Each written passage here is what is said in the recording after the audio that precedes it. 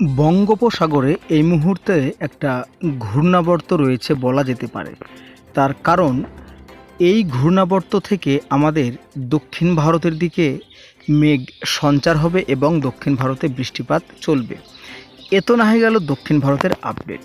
তো এবার যদি আমরা আমাদের দক্ষিণবঙ্গ, উত্তরবঙ্গ এবং বাংলাদেশের আপডেটে যদি আসি, তবে কি দেখতে পাচ্ছি?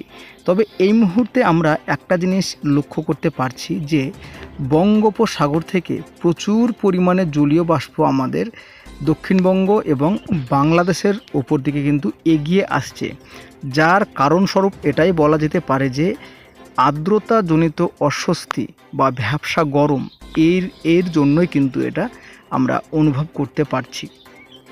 তো এর মধ্যে একটা খুশির খবর রয়েছে আপনাদের জন্য, যেটা হচ্ছে আজকে দুপুর ও বিকেলের পর থেকে দক্ষিণবঙ্গের বেশ কিছু অঞ্চলে বজ্র বিদ্যুৎ সহ ঝড় বৃষ্টি এবং কালবৈশাখীর একটা সম্ভাবনা রয়েছে।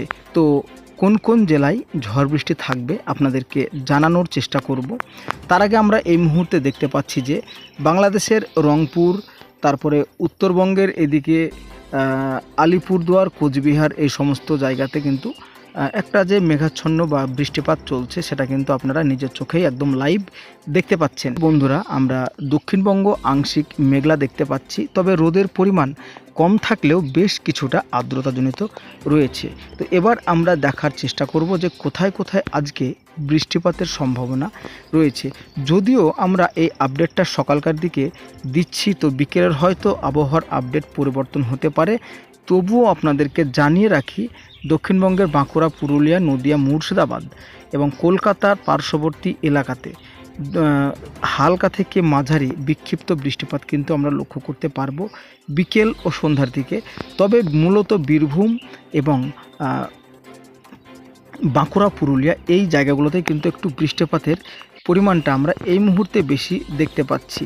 তো যাই হোক, এই যে বৃষ্টিপাতের আপডেটটা মোটামুটি সাময়িকভাবে দেওয়া থাকলো, তবে আপনাদেরকে আরও একটা ভয়ঙ্কর তথ্য এই মুহূর্তে দিতে চলেছি। আমাদের দক্ষিণবঙ্গের তাপমাত্রা বেশ কিছু দিনের মধ্যে কিন্তু 42 ডিগ্রি পৌঁছে যাবে।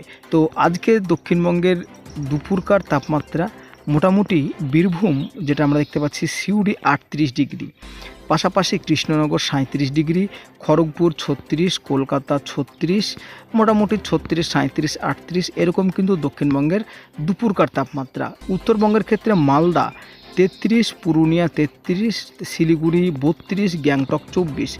গ্যাংটকের মতো জায়গায় তাপমাত্রা 24 ডিগ্রি চলে যাচ্ছে। তো এটা কিন্তু আর বলার অপেক্ষায় রাখে না, আবহাওয়ার পরিবর্তন হচ্ছে।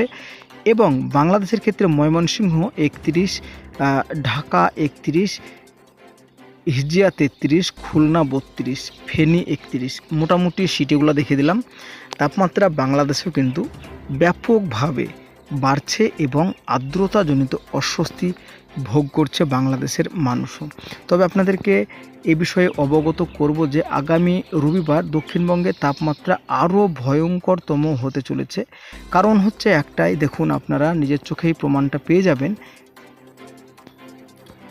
বীরভূম, আমাদের বীরভূমের তাপমাত্রা দাঁড়াচ্ছে 40 ডিগ্রি। যদি আমরা বাঁকুড়া, পুরুলিয়া দেখে নিই, তো বাঁকুড়া, পুরুলিয়া 40 থাকছে তাপমাত্রা। বর্ধমান থাকছে 38, ভাটপাড়া 37, বসিরহাট 36, কলকাতা 37, কোলাঘাট 36, চন্দ্রকোনা 37, চাকুলিয়া 39 এবং আমরা খড়গপুর 38। তো ভাবতে পাচ্ছেন দক্ষিণবঙ্গের বেশ কিছু অঞ্চলের তাপমাত্রা 42 ডিগ্রি পার করা মানে কতটা অসহ্য ঝাঁঝালো গরম পড়তে চলেছে আমাদের দক্ষিণবঙ্গবাসীর জন্য।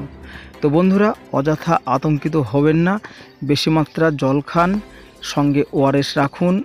দুপুর 2টো থেকে 4টে পর্যন্ত বাইরে কেউ বের হবেন না।